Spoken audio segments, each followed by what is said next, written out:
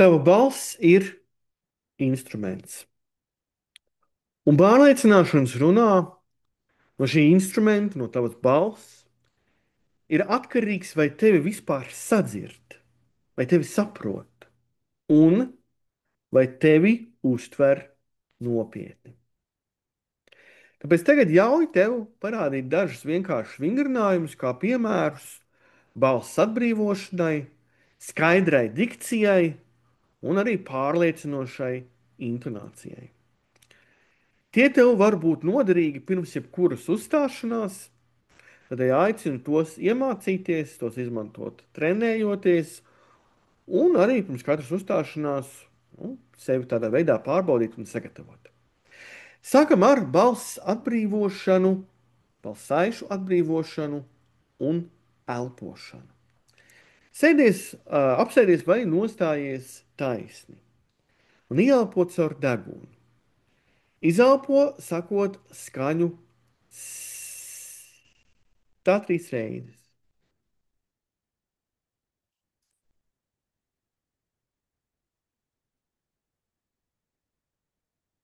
Pēc tam ieelpo un pārēju skaņu ž. Ja? Ž. Un arī tā trīs reizes. Un tad ar vieglu smaidu, tā teikt, skaņu mm. Pārbaudi, vai tu rezonē, vai tu jūtīsi, kā rezonē tava seja. Respektīvi, vibrē, ja tāda viegla vibrācija. Un tagad izrunā lēni. Zem zara, zarā, zēns zīmē zilu zīvi.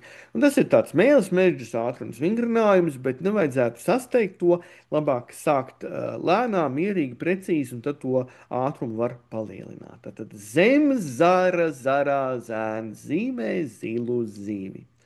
Nu, vismaz divas reizes tā vajadzētu atkārtot. Tad vienu reizi atkārto lēni, nu, un vienu reizi mazliet ātrāk.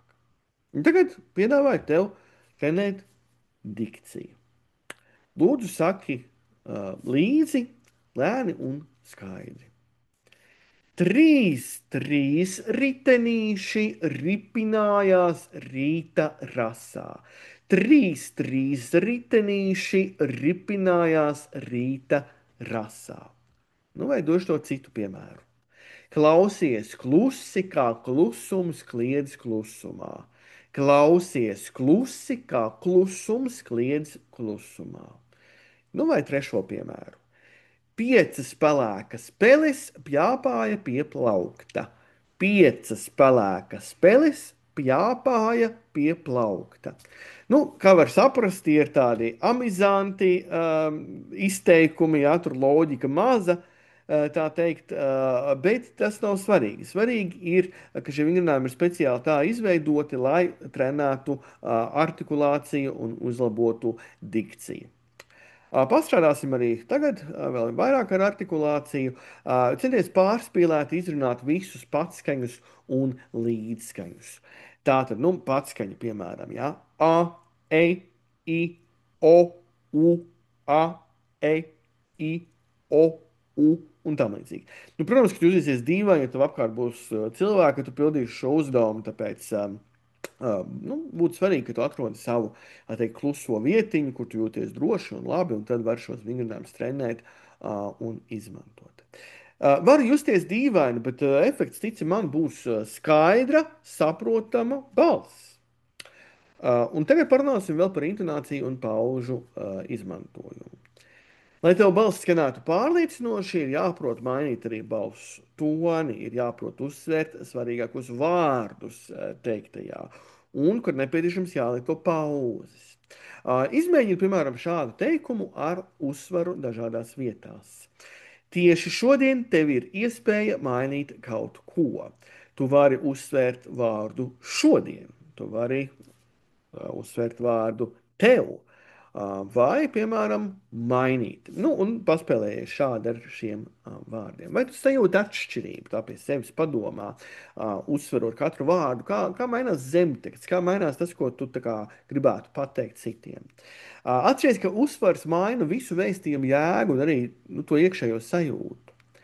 Bet tagad parunāsim par pauzēm, jeb klusuma spēku. Pasaki, tu esi svarīgs un ievēro pauzi. Un tu vari. Pasaki sev, tu esi svarīgs. Es esmu svarīgs. Un es varu. Kas notiek? Pauze liek klausītājiem, tā skaitā arī sev, pievērst uzmanību. Tad atceries, skaidra balss, laba dikcija un pārdomāta intonācija. Tas viss rada uzticību un raisa citos cilvēkos cieņu pret tevi. Šos vingrinājumus tu vari izmantot katru reizi pirms runas. Es iesaku tos izmantot arī katru dienu, veltīt, teiksim, 5 minūtes kaut vai dienā. Tas nav daudz, bet arī tas būs lielisks iegūms. Tu vari tos izmantot pirms tu veido video ierakstus šajā mācību priekšmetā vai kādas prezentācijas. Atceries, ka tava pārliecināšana, vispār pārliecināšana sākas ar tavu balsi. Tas ir tas, ko dzird tavi klausītāji. Tāpēc ir ļoti svarīgi tam pievērst uzmanību. Es ceru, ka šī vingrinājuma tev noderēs, ka tu tos varēsi pildīt. Ja tu tam pieiesi rūpīgi un atbildīgi, tas tev noteikti ļoti palīdzēs. Tāpat kā savulaik tas palīdzēja arī man.